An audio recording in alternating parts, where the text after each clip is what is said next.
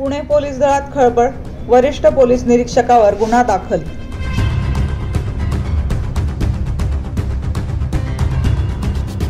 Chandannagar police ठाण्याचे तत्कालीन वरिष्ठ पोलीस निरीक्षक राजेंद्र लांडगे यांच्यावर गुन्हा दाखल करण्यात आला आहे। लांडगे यांच्यासह 4 जणांच्या विरुद्ध चंदननगर पोलीस ठाण्यात गुन्हा दाखल झाला आहे।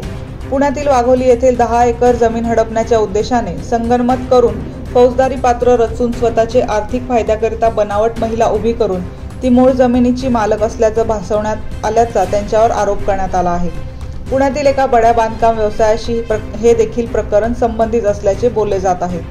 आनंद लालासाहेब भगत, शैलेश सदाशिव ठोंबरे, राजेंद्र लांडगे, अपर्णा यशपाल वर्मा अशी गुन्हा दाखल करण्यात आलेल्यांची नावे आहेत। चंदननगर पोलिसांचे एक तपास पथक आता या गुन्ह्याच्या अनुषंगाने तपास करत आहे।